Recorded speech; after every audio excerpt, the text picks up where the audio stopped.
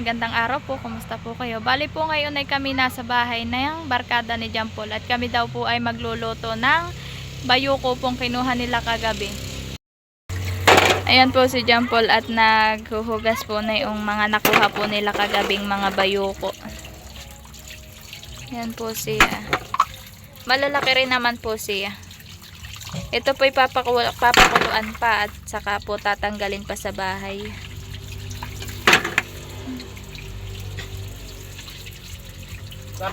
Maliliit yung iba. Liliit naman yung ano.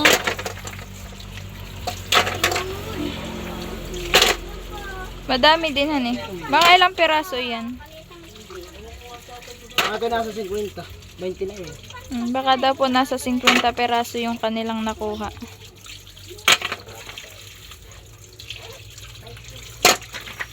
Huhugasan mo lahat han.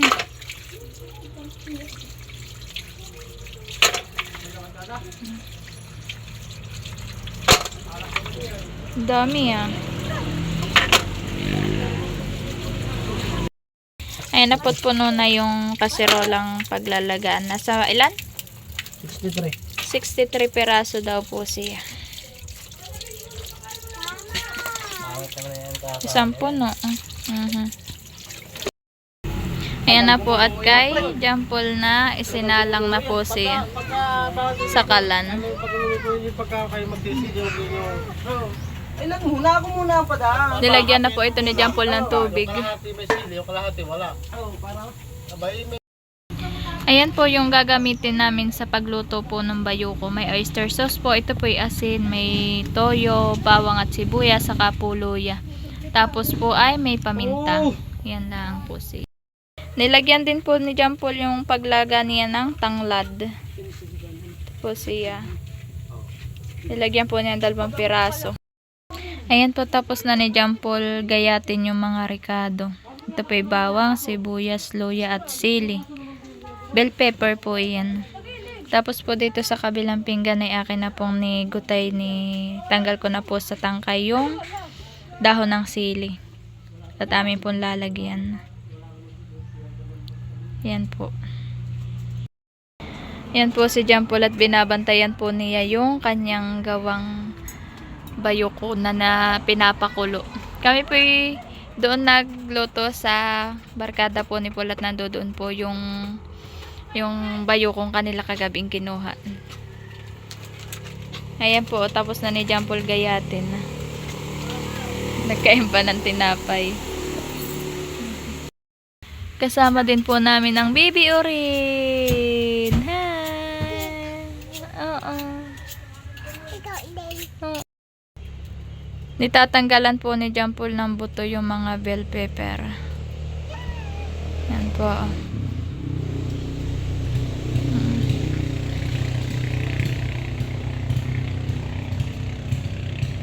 Mahal lang kaya yan? Paano mo nasabi? Ang pabangulan. Ah. Pinapaypayan po ni John Paul yung apoy para po mabilis kumulo yung aming sinalang. Yan po. At hindi pa po siya nakulo.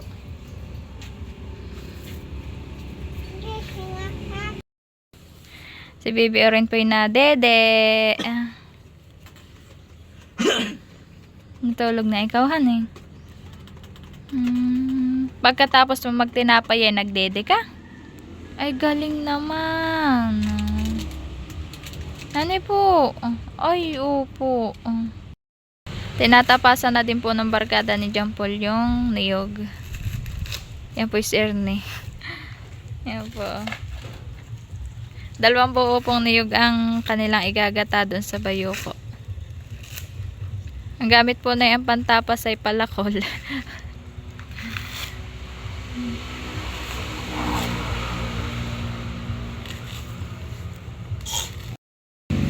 Ayan po yung pangalawang buo na naniyog ang tinatapasan. Gumamit na po siya ng itak.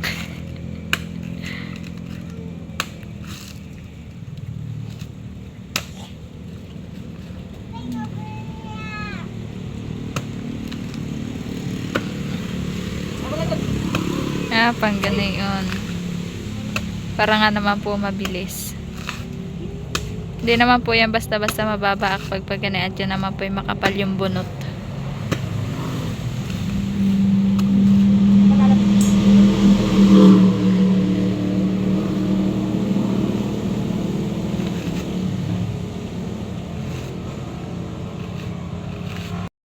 Ito na po yung bayuko. Nakulo na po siya.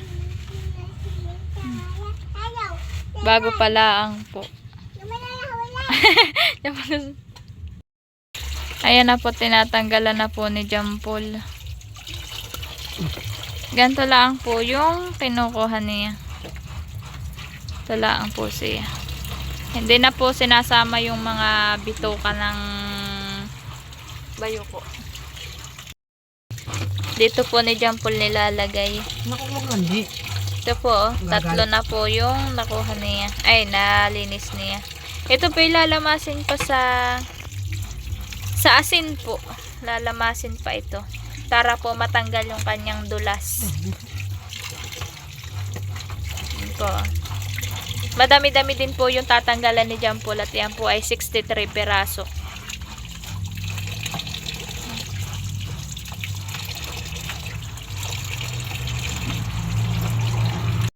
Habang po si Jampol ay naglilinis ng bayuko, ay yung pong barkada naman niya ay nagkakayod ng panggata doon. Ang niyog.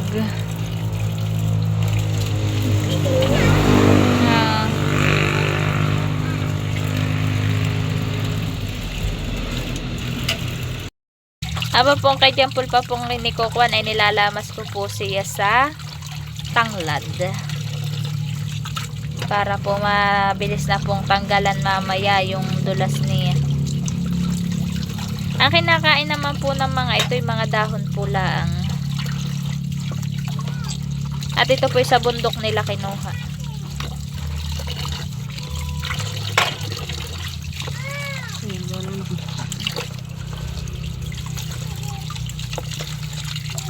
Na ano-ano din po to.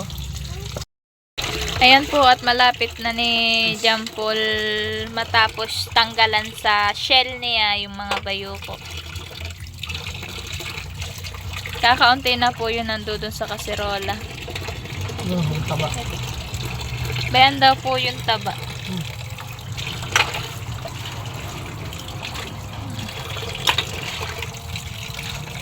Ito po hihiwa-hiwain pa ng maliliit po. Saka po siya igigisa. Saka po pagkagisa, gagatan po. Yan ako yan.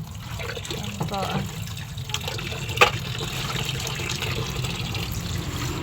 Kakaunti na po yung kay Jampol na gawa.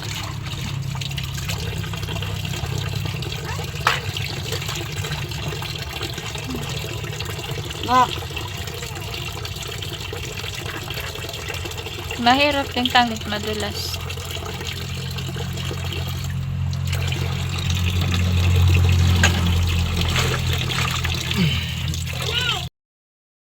Ayan po, at nilagyan na ni Jampol ng asin. Lalamasin na po niya. Ayan. Ano mahal ko? Oo.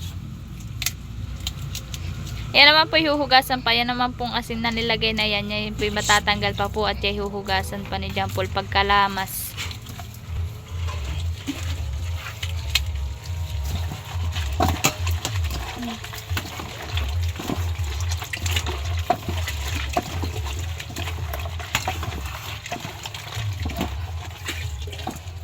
Dapat ay kumapandahon ng salay. Para may dahon pa. Ayan po, hindi pa si Jampol tapos maglamas na yung bayuko. Alas naman yung taas na. Ayan po, at dagdagan pa po ni Jampol ng dahon.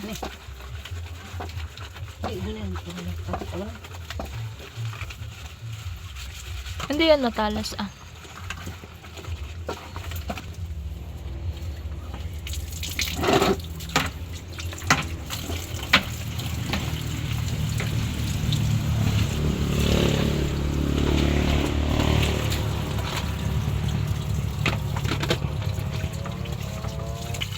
Yan po ay wala. Yan po ay nalamas na sa asin at saka po sa dahon ng salay. Sa tanglad po. Bali ko ang palabas. Ayan po ay kanila nang hihiwain po pagtapos na yan. Nag-uumpisa na po si John Paul hiwa-hiwain yung bayuko. At tapos na po niyang hugasan. Ayan po hihiwain laang ng maliliit. Ayan po ah. Madami-dami din han eh. Kuha ka na lang kayo maring lagayan. Sa loob. Yan po talaga maliliit po ang hiwa. Hindi po ari ang malalaki at yan po ay palalambutin pa baga.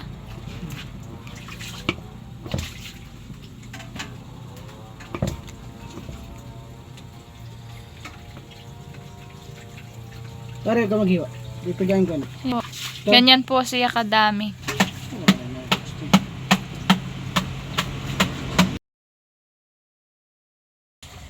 Nagpalit po yung dalawa ni John Paul. Si Ernie na po ang naghihiwa ng bayuko at si John Paul po ay nagagata ng niyog. Diyan po si John Paul nagagata ng niyog.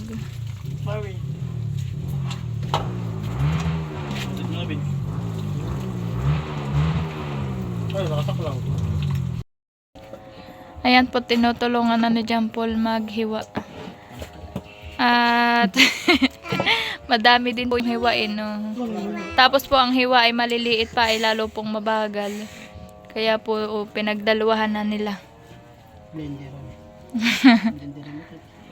Adi ay liliit. Na-adjust naman yun.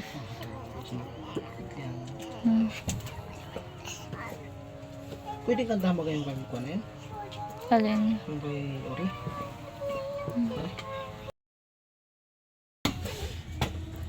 Ayan po at malapit na nilang matapos yung paghihiwa nila doon sa bayuko. Ilang peraso na lang po. Iyan na lang po ah. Ilang peraso na lang yan?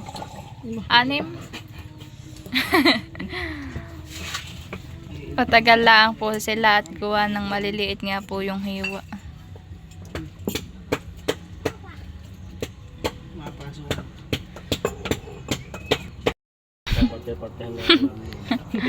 Ayan po't natapos na nilang hiwain.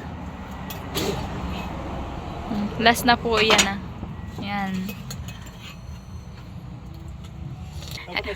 Ayan po't si John Paul ay mag-uumpisa na po siyang maggisa. Pagigisahan po niya kaldero. Na malaki naman po yan.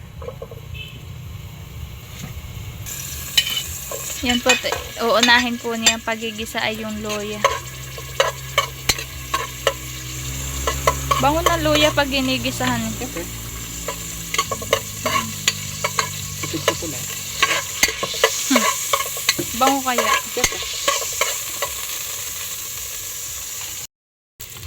Ayan po, at nilagay na din po ni John Paul yung bawang at sibuyas. Ano saan may ilalagay? Nilagay na din po niya yung salay at saka po yung bell pepper. Tapa. Bal tapa. Sa bell pepper.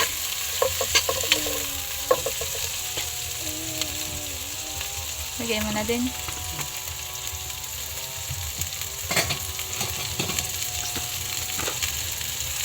Lalagay na din po ni John Paul yung bayuko na kanyang hiniwa-hiwa. Si Ernie.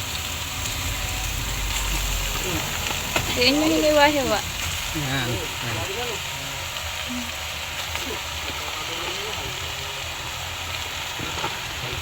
Madami din po pala yung kanilang nahiwang iyon.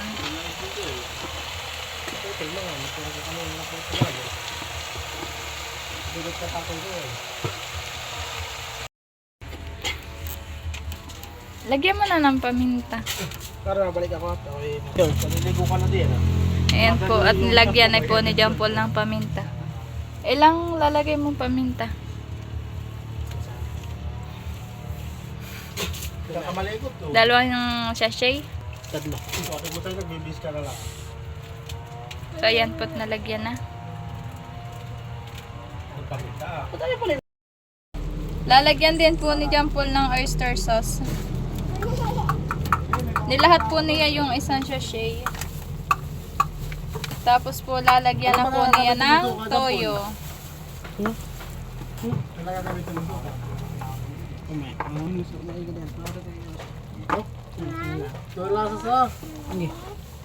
Ha? Ano? Hahaluin na po ni Jampol.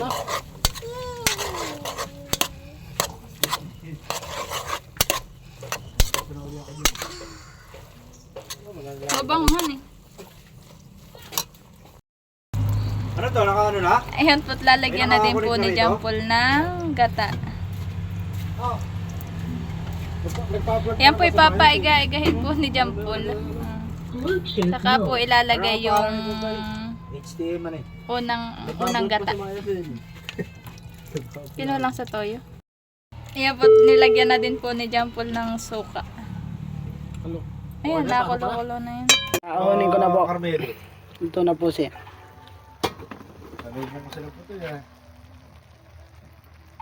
Ito po at inahon ko na. Luto na po siya.